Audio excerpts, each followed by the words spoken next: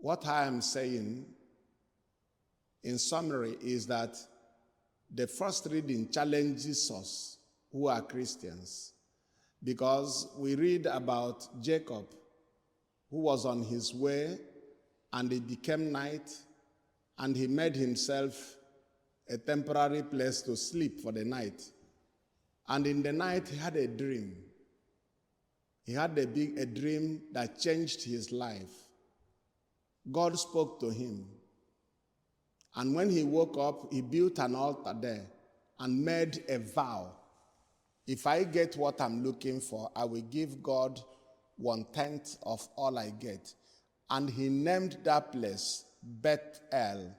Bethel means the house of God, a gate of heaven. And if Jacob, who didn't have the opportunity to meet Jesus, should have that kind of faith, how much more we, who are Christians, who are baptized into Christ, who are baptized into Christ and are confirmed and have received the gifts of the Holy Spirit. And in the gospel reading of today, we read these twin stories about the synagogue's official. This man was full of faith. He came to Jesus and said, "My daughter has just died. Please come and lay your hand on her so that she will get life again." This man believed even before Jesus professed it.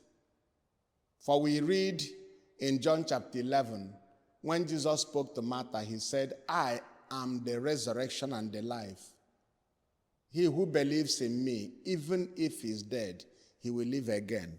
And he who lives and believes in me will never die." This man believed that Jesus could raise the dead. That is how much faith he had. And the woman who was suffering from hemorrhage in 12 years, she too believed. She didn't even want to touch the body of Jesus, only the clothing. If I touch the hem of his garment, she thought to herself, I will be healed. And she did just that, and she received the miracle. I want you to refer to the letter to the Hebrews chapter 13, verse 8, that Jesus Christ is the same yesterday, today, and forever. The same Jesus who healed the woman with issue of blood, the same Jesus who restored the life of the daughter of the official of the synagogue, is the same Jesus who is present among us. How many miracles we miss just because we fail to have faith in Jesus who is present in his word, which is proclaimed, and truly and substantially present in his body in the Holy Eucharist. So today can be an important day for us, a day when we reawaken the faith we have already received, a day when we allow the Holy Spirit to renew within us the gifts of the Holy Spirit we received when we were baptized and confirmed. This is what the Lord wants us to hear today and what he wants us to do. Oftentimes, when people come to Mass, they are more interested to see that the Mass is very brief than the Mass is very rich.